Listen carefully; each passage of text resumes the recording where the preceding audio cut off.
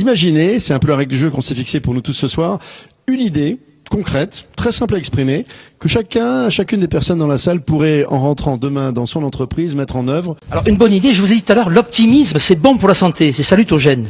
D'où l'importance de repérer les pessimistes. Ben oui. Et alors, parmi les pessimistes, il y a une espèce ultime qui s'appelle les anxiogènes. Alors, je vais vous dire ma méthode. Les anxiogènes, ce sont les gens, le lundi matin, vous avez passé un bon week-end en famille. Vous croyez que l'anxiogène va vous demander si vous avez passé un bon week-end? Pas du tout. L'anxiogène, vous le croisez et il vous bombarde de questions. Moi, j'en ai une en tête, c'est une collègue. J'avais un examen il y a une quinzaine de jours, je ne donnerai pas de nom, puisqu'on est sur TDR. Alors, elle commence à me dire, est-ce que tu auras assez de papier? Et si un étudiant triche? Est-ce que tu auras assez de surveillants? Et puis après, l'anxiogène s'en va, et vous restez là, et vous avez des palpitations cardiaques. Eh bien, vous avez repéré l'anxiogène. Alors, quelle est la méthode? Eh bien, la seule méthode que j'ai trouvée, et je l'ai testée il y a 15 jours en conférence, c'est la tangente. C'est la seule chose de maths que j'ai appliquée une fois dans ma vie, la tangente. Et alors, pour terminer, il y a 15 jours, j'ai quand même testé mon idée. J'étais avec un public d'artisans. Et alors, à la fin de la conférence, il y a un artisan qui vient me voir.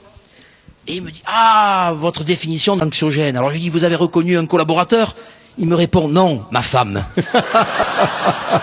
J'avais pas l'air con avec ma tangente, hein.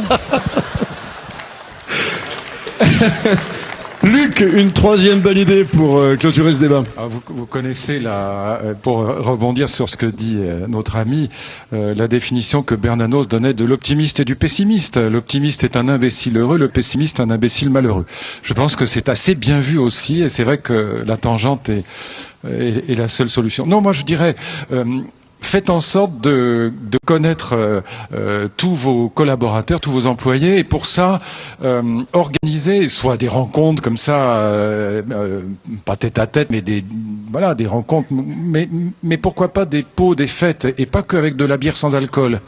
Mettez aussi ce qu'il faut dedans. Et je pense que ça, non mais c'est vrai, parce que ça change les choses.